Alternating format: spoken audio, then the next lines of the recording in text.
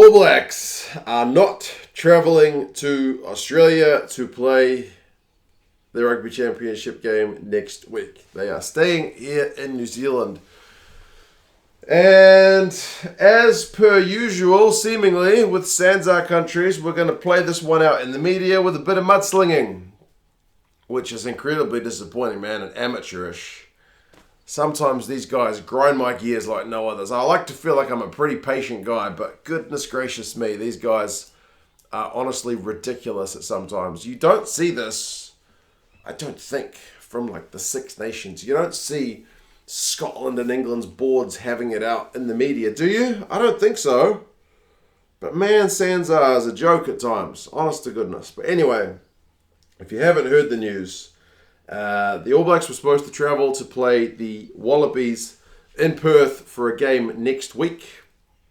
They have decided, by New Zealand Rugby's decree, not to travel because there's uncertainty. Uncertainty over the schedule is what it says in the official statement. And New Zealand Rugby CEO Mark Robinson said, without complete certainty on the team's next movements around the Rugby Championship, we felt it would be prudent for the team to stay put in New Zealand until Sanzar have announced the full tournament schedule. So they're putting that ball in Sanzar's court saying, we don't know what's going on, so we're not doing anything. We're staying home.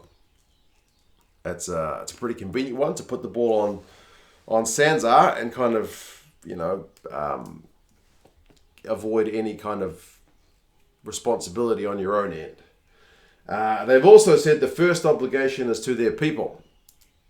I would imagine around their welfare and whatnot, because essentially, if you weren't aware, New Zealand's gone into a COVID lockdown, and Western Australia, where the game was due to be played, requires travellers from New Zealand now to isolate for 14 days in a managed isolation. So New Zealand Rugby is kind of reluctant to send their guys into an uncertain situation where they're not sure if they'll have to quarantine or whether they'll be allowed to kind of train and play the match as normal. So I mean, there is a little bit of uncertainty around that. I would imagine, just based on past experience, that they would have probably gotten some kind of exemption.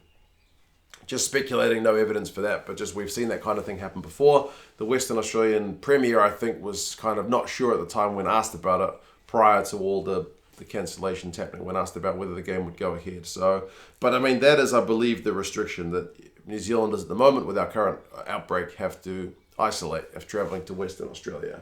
So, yeah, New Zealand Rugby opted not to travel.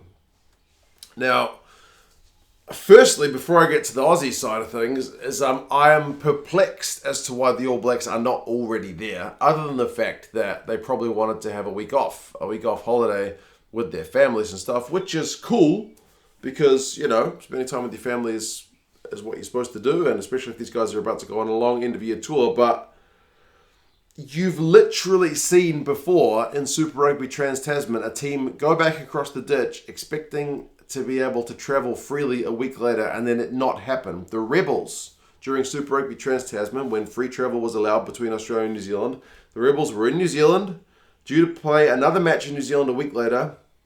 They went back to Australia and then, boom, COVID outbreak happens, so they are not able to return to New Zealand. The game has to be moved to New South Wales, and the New Zealand team who's due to host ends up having to travel to Australia to play the game. Like, you've literally seen this thing happen before, where if you assume the travel is going to be all good a week later, then you are gambling, and this gamble has not paid off. So, I'm a bit disappointed with that. It seems pretty foolish from my end. I mean, if I can see it, I'm just a bloody layman, then I would expect other people to be able to see it as well. But, the All Blacks didn't travel, so they're still in New Zealand, and now they are not going to travel at all. Now, Dave Rennie has been interviewed about it, and he seems pretty annoyed, to put it very mildly. He says he's not surprised. He doesn't say the All Blacks are prima donnas, but pretty much. He says it's all about them.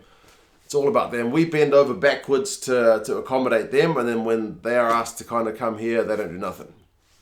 Is a kind of summarising a 10-minute interview. Where he said they rearranged the games here in New Zealand. They had to play 2 games in a row at Eden Park, and they were kind of willing to accommodate that. And their own guys have been in a bubble since June with the French test, The Rebels guys did it hard when they were away from their families for months on end.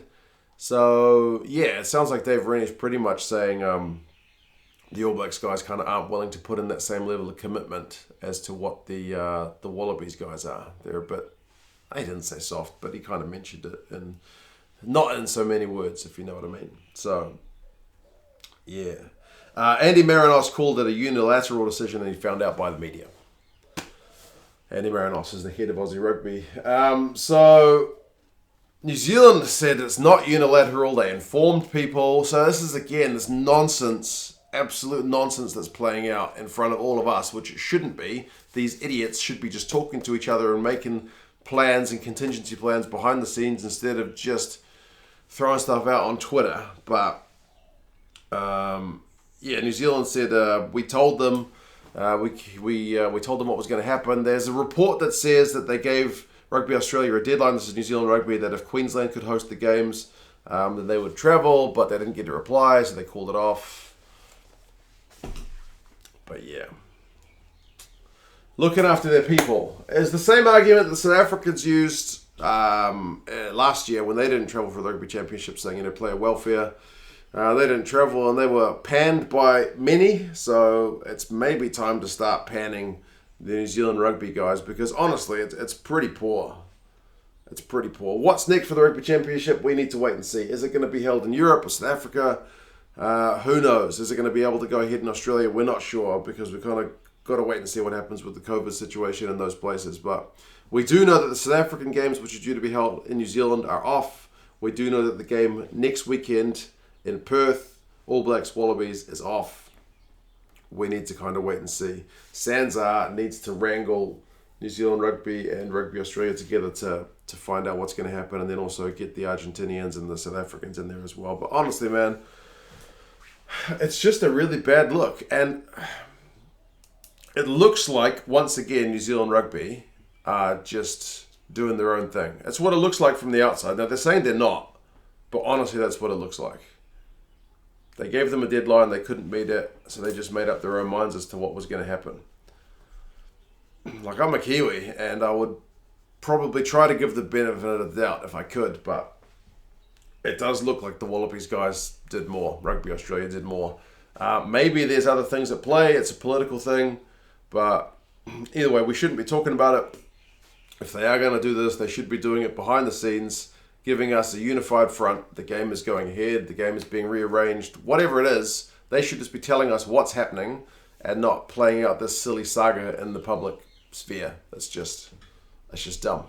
Don't mean to tell them how to run their business, but this is a stupid way to do it. And pretty disappointed. But anyway, you guys let me know your thoughts. Do you think it's New Zealand Rugby being a bunch of big so-and-sos? Do you think there's politics at play? Do you think they're able to get things sorted in Australia, in Europe? Where do you think it should go? South Africa, maybe? Anyway, you guys let me know your thoughts. We'll monitor this one to see if they're able to rearrange something. Hopefully they get their heads on. And yeah, anyway, we'll see what happens. You guys take care. I'll talk to you again soon. See you later. Bye.